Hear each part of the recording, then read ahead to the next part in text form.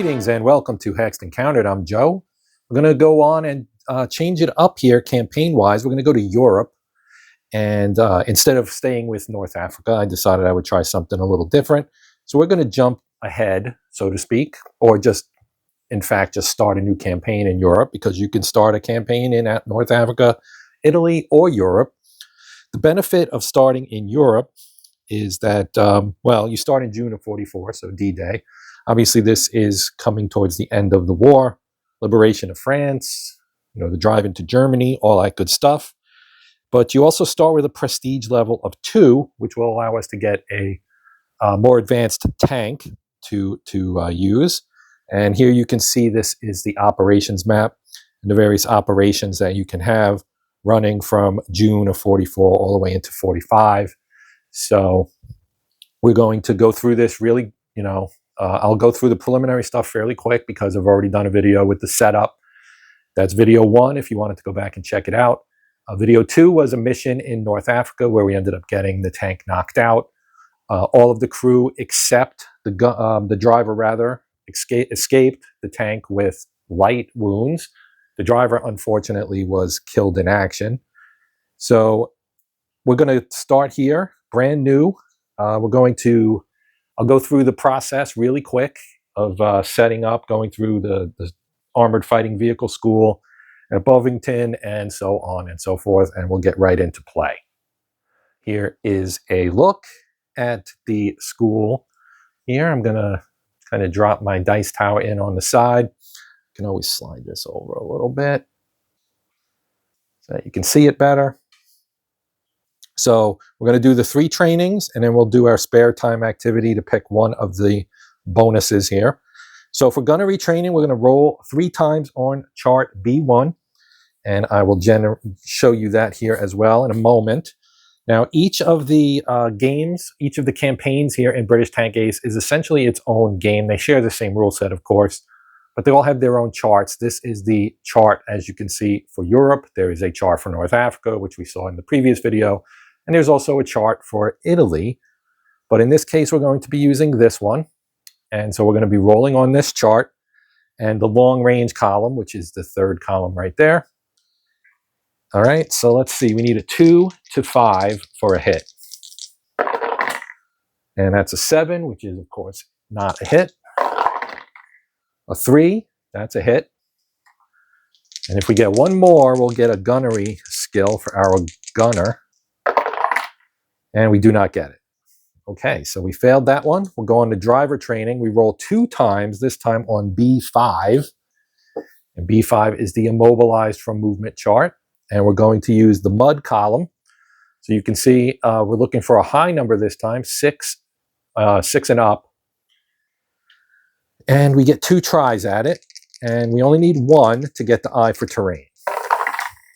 And we got a 5, so that's a fail. And the second one's a 9, that is a pass. So we do get the eye for terrain, which is this guy right here. And I will put that on my driver on the tank mat, which I'll show you here in a moment. And our 3rd and final one is the weapons maintenance. Okay, we roll 2d6 for each crewman that has a weapons maintenance, and that would be our machine gunner and our gunner. Gunner and machine gunner both have the possibility of having this for weapons maintenance. And we need a roll of a 9 or higher. That is a 4. We get 1 more try. This would be for our other guy. Well, both failed, so it doesn't matter. So we got our eye for terrain, and that is it. Now we will, and actually what this means is that it costs 1 less experience point to purchase. So it's really just you don't actually get the skill, you get a die roll modifier to make the skill, or not a die roll modifier, a modifier to make the skill cheaper to purchase. Then we can have the stamina marker if we want it, to have the commander basically able to downgrade a KIA to a severe wound or a severe wound to a light wound, which is what I took the last time, and that gives you this little coffee cup symbol right here. Then the other options are extra study time, which is spare time learning about tanks, weapons, and performance, and gains the expert -1, which again is just a 1 less experience point cost on purchasing the expert skill for the commander. And then building relationships. You spend your spare time with well-connected family or schoolmates of a high social standing. This gives him a prestige level of 1. Now we start this campaign with a 2, so I think that would mean we get a 3 and 1 prestige point and a -1 DRM on the first promotion attempt. I'm actually going to take stamina again. I'm a creature of habit. So I am going to put that, I'm just going to put that on my tank mat with the commander. And we're going to now move on to rolling. We have to roll for our mission, I believe, after we've set all this up. We do have our card here, right? We've attended the Bovington Armored Fighting Vehicle School on F1. Now we choose our theater and tank. Well, I've chosen my theater. It is Europe. And my tank is a Cromwell. So this will be the tank we will be using here. Pretty popular, used and highly useful tank. Maybe the best all-around tank the British had during the Second World War. So we will be utilizing the Cromwell in this campaign. Next, we go to historical unit. Then we'll do our nicknames for player and tank, and then spend experience if desired, and then we go to card 1. For my unit, there is a section here in the rulebook that gives you the units and what you can choose. I'm electing to go with the 2nd Canadian Armored Brigade, a little nod to our Canadian friends north of the border here for me in the US, who did take place, who did actually fight in the Normandy campaign and all the way to VE Day. And it does say it was mainly equipped with Shermans, but we're going to say, you know what, they're going to be, we're going to be equipped with a Cromwell. So this is their unit insignia, and I'm going to put that on my unit here on my A2, which is the commander status mat. Here's a quick look at that. We've got our rank of sergeant. I start as an NCO. Our prestige level, as I said, for Europe, we start with a 2. Here's our unit. And I think that's all we have at the moment. No prestige or experience yet because we're just freshly starting out. You can see spots for awards mentioned in dispatches, and then war trophies. Obviously, we're not going to be getting anything from the Italians because we're not in Italy, and the Italians had surrendered by this point, so we will be fighting the Germans, of course, to begin with, in France. Okay, our tank name is Moose. It is a Cromwell, as we know, and my nickname, I will just go by Hexed here. So let us get this started, trying to straighten all this stuff out. So we have as good a view as possible. I mean, there's not a lot of tight end stuff that you need to see. I'll show you things as needed as we go. So I've been using the deck here. This is pretty useful, and I like it. And there goes my autofocus again. But anyway, we're going from here to card 1. We go to card 1. This is the mission start card. You can see you select the ammo for the main gun in the ready rack. You load your machine gun ammo. I'll do that off camera. And we're going to roll for our mission. We're going to enter that on the log sheet. We'll roll for weather and terrain, and then the enemies, and we'll place them on the battle board, and then we'll go to card 2 and get the battle underway. Okay, here's a look at our tank loaded up and ready to take on the Germans here. We've got, well, I just messed that all up. But this is our ready rack. Now, our note down here says the 75mm armor piercing, high explosive, and machine gun ammunition are all considered unlimited. So it's unlimited in terms of the fact that the battle would be over before you would actually expend it all. I think it's kind of an abstraction. We do, however, have a limited ammo supply of our armor-piercing capped, the APC, which does give us 1 extra penetration. So until I see what we're taking on, I elected to leave those in the rack and have an AP round loaded in the gun. And, depending on if we need to take on, an anti-tank gun or some infantry or something, we have our HE on hand as well. So we are pretty much ready to go. I will have to we can put this out for now, put our turret to the front. Now I'm going to roll for our mission. So on our card, we roll for mission on A1, which is right here. Okay, and we are in June, July 44. So right there. Now this is the campaign. So if we roll a 1, we'll get Operation Epsom, and we can gain an extra experience point if we pull this and actually succeed at our mission, which, as you can see here, is an attack. And then 2 is also a would be Operation Goodwood. I had to look at the map to see there. And I'm looking for the chit. Here's the chit. So here's the chit for Goodwood, right? And you look at the back and it tells you when you can do that. We're in June. So if we did roll a 10, we would ignore this marker because we're not in July yet. The only operation we can have in June would be Epsom. So I'm going to roll my 2 dice and we'll see what we get here. And the winner is 6. Look at that. That is attack 1. Which means we do get to put Epsom out on the map here. So there's Epsom, 6 of 44. If we succeed at this mission, we get an extra experience point. I'm going to put that up here. You can't see it, but you'll be able to see it here in a moment when I change the shot. So here's our battle board. I'm going to put attack for our current mission. Now we will roll for weather on A3. So let me just grab my dice here. And we got a 4 and a 4 in June through October 44. A 4 is clear.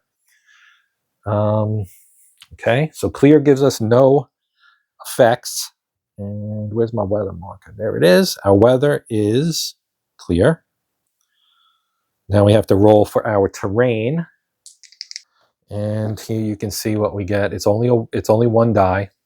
So 1 and 2 is bocage, 3 and 4 are woods, 5 and 6 are open.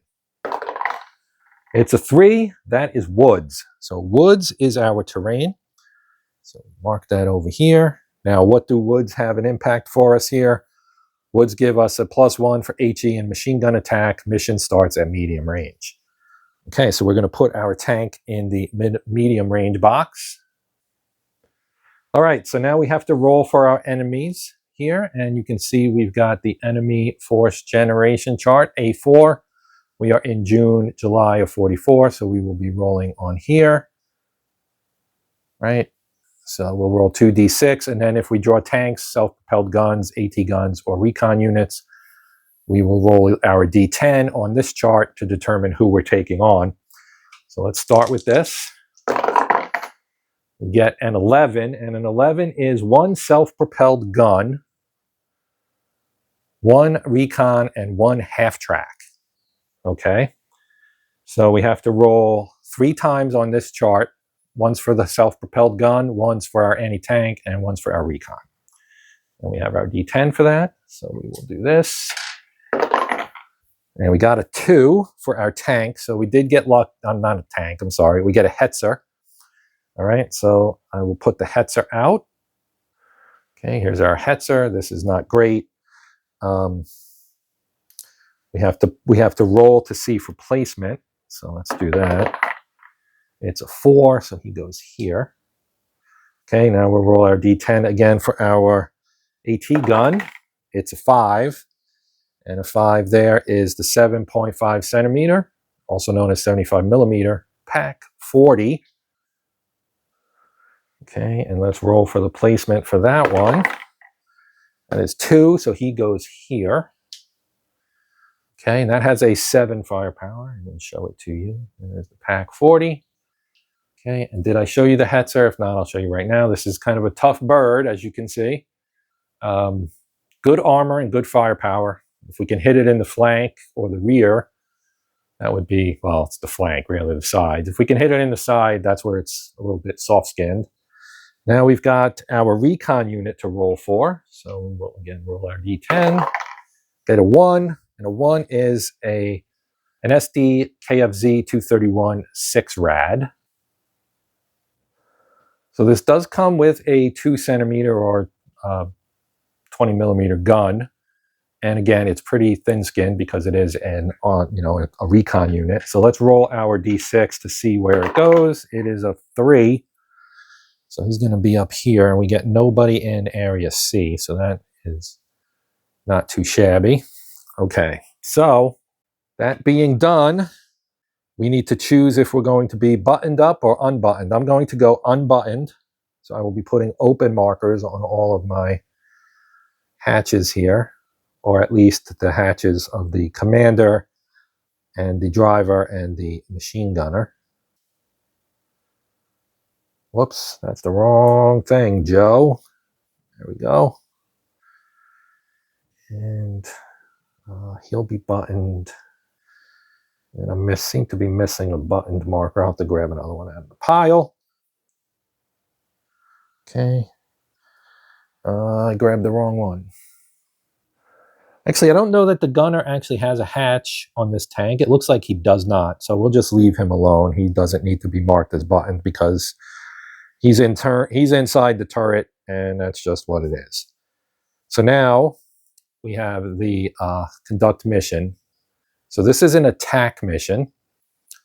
Okay, so it's not assault, so we don't do an artillery fire first. Then we do, so we will be doing the attack mission. According to the rule book, you can see here, enemy forces are defending terrain. Infantry we don't have to worry about. They would be dug in if there were any present. There aren't. Enemy vehicles except trucks will not move, so the enemy's not going to move his tank or his self-propelled gun, rather. Enemy forces fire first, and only in the first combat round after the enemy fires first. The player conducts a normal combat round. Possible enemy counterattack at mission completion. Half tracks do not fire as they are unloading troops. Okay, pretty straightforward. So we will roll here to see if they fire at us. So we'll start with our Pack 40. I'll go A, and then we'll do the armored car, and we'll save the self-propelled gun for last, just going like left to right, essentially. So we roll 1d6. I'll use the black. We'll roll 1d6. If it's a 1, then they target us. If it's not, they do not. That's a 2, so that's no for the Pack 40. Oh, we got a 1, so that is the armored car. And let me roll for the third one. And he's a 3. So the armored car is going to engage us, so I am going to put the active marker out next to him to show that he is active now.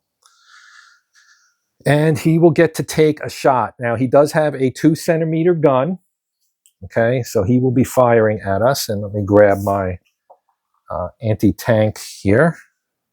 Okay, so we will be rolling here on this one. We're at medium range. He hits on a 2 to 6. So let's roll. And he got a 5, so that is a hit. Now we roll on the penetration chart, which is down here. Now he has a 2-centimeter gun. So a 2 through 8 is ineffective, a 9 is a button-up, a 10 and 11 are immobilization and a button-up. The aim skill, well, that would be if we were firing. And then if he hits a 12, he would actually knock us out, which would be a really short mission and kind of suck. Actually, wait a second. Yeah, he's pen is less than armor, so that's the correct way. Oh my God, it's a 10. Yeah, that's a 10. So that's going to immobilize us. Results are treated as IMM results are treated as ineffective versus hold down, which we are not. Okay, so we are immobilized, and I need to grab that marker. Don't see it on here, so I'm just going to put it next to our tank. We're stuck at medium range. We can, luckily for us, rotate our turret, but we cannot move, so we cannot close the range beyond medium range. So this is going to be a pretty stationary gunfight coming up here. All right, so they get a -1 for their next fire at us, but I'm going to try and knock them out right now. So we have to button up, so I'm just going to flip all these guys over because we're now buttoned. Made us button up. All right. Now, it's our turn. I get 2 actions, so I am going to fire at him. I don't need to change my turret because we're already facing forward. So we're going to roll, and we have the same thing. We're a 2 to 6 for hit, but we get a +1 for being buttoned up. And we rolled a 1 and a 3, which is a 4. That is a hit. It becomes a 5, but 2 to 6 is a hit. Now we do the AT penetration chart. Now his armor is a 2. It doesn't matter. We could roll for where it is, but it's a 2 all around, so I'll skip that. And we're just going to roll here on B3. Right, so you see here for B3 it says roll 1d6 of shooting at the front, 1 to 2. We are shooting at the front. What the hell? Why not? It's going to be a 1. So we are firing at the turret armor, and we're gonna roll here. So we are greater than their armor. Our penetration is a 6. So you can see here we're going to destroy them on a 4 or above. We rolled an 8, so they are destroyed. I'm going to flip them over. We'll take this round out. I'm going to keep my... Actually, you know what? I'm going to put APC in there.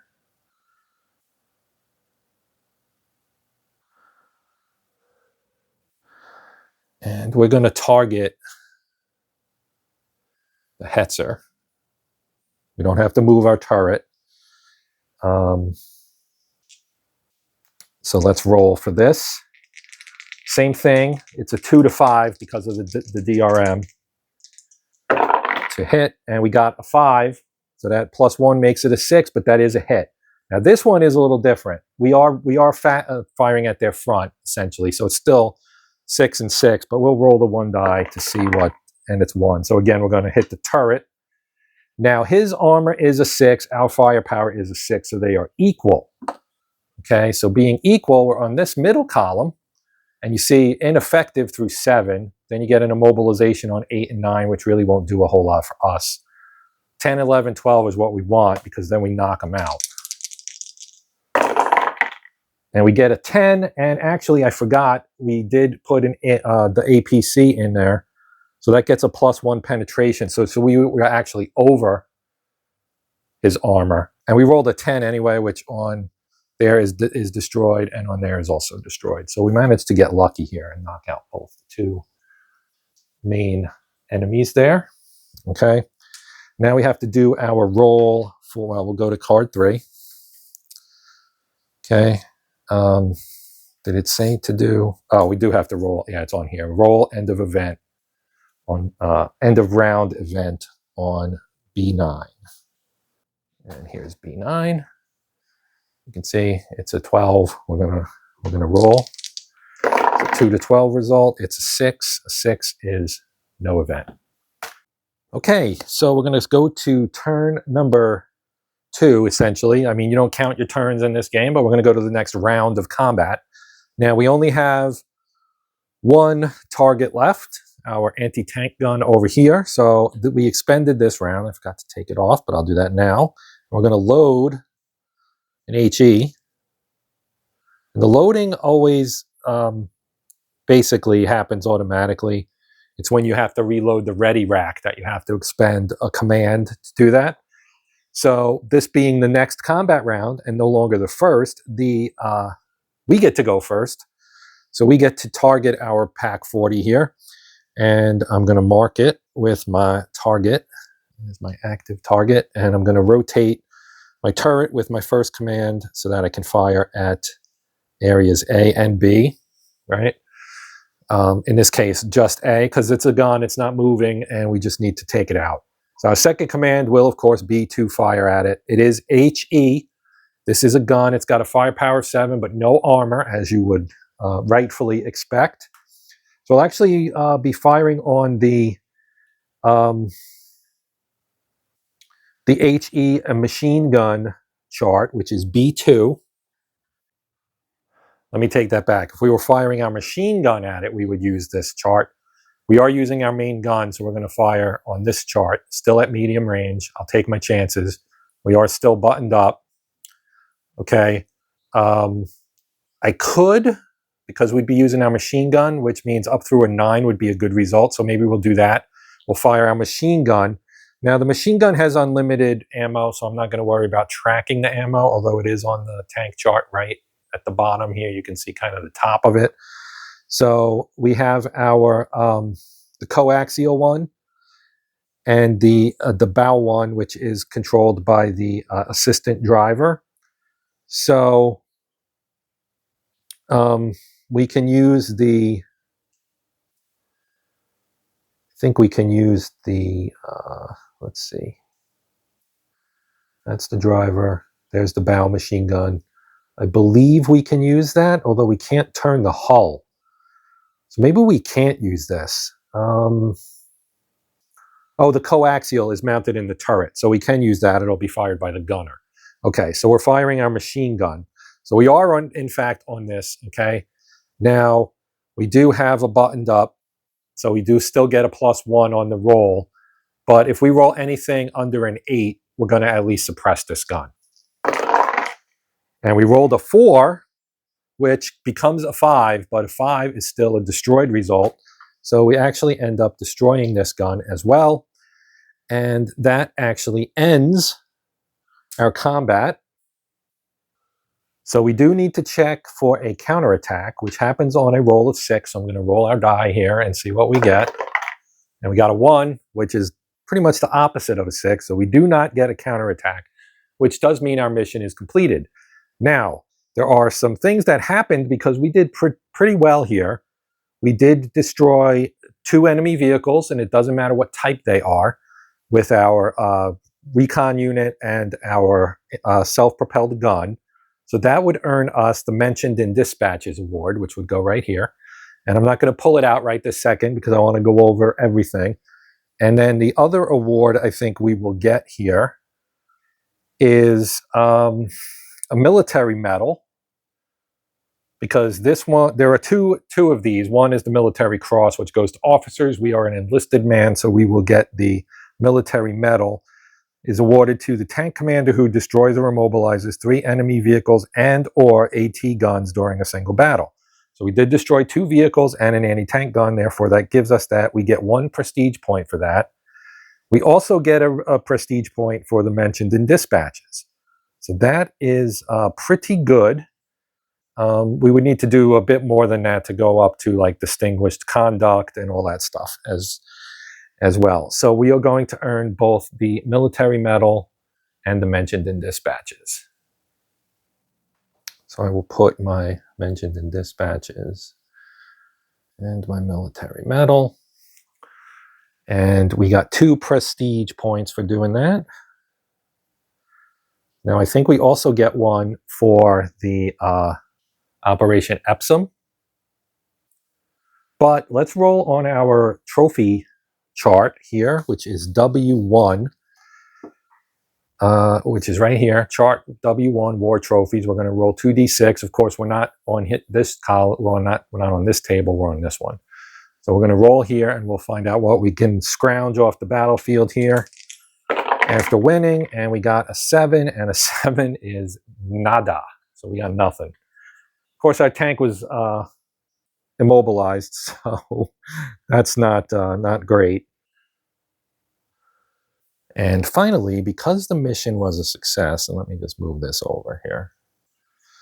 Because the mission was a success, we actually get a experience point for that, which normally takes 3 missions to get, so we get it in 1, which is nice. We have our medals. Our rank is still sergeant. We're not eligible yet for promotion.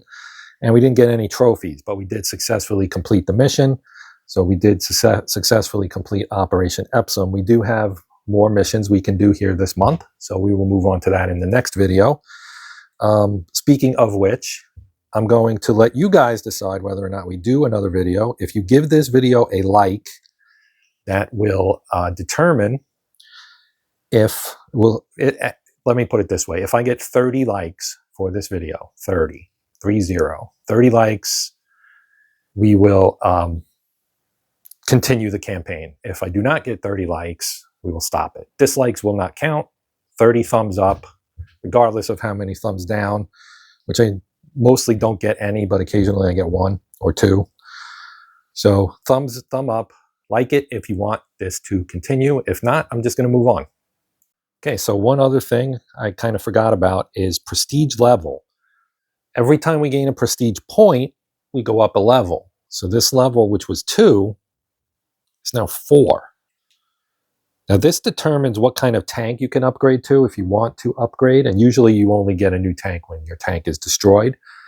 But we're at 4. I'm not going to upgrade tanks right now. I will do that later on. Let me move my drink out of the shot there. So yeah, that it was just something I had forgotten to do. So now that's done, and we can get back to, again, 30 likes within, I don't know, a few days. We'll keep the campaign rolling. If we don't get 30 likes, then I won't do any more videos on this campaign, at least not in the near future anyway. So that will do it for now. Thank you for watching. Shout out to my channel members, and thank you to them as always for supporting the channel. But we are done for now. So I would ask again, like it if you want more, or if you just like the video. You can also share and help spread the word. And of course, the thing I always ask for is a subscription if you're not already a subscriber. And of course, if you are already a subscriber, I thank you very much for your support of the channel. That will do it for now. Until next time, I am Joe. This is the Hexed Countered channel. It is Tanktoberfest. And until next time, as always, happy gaming.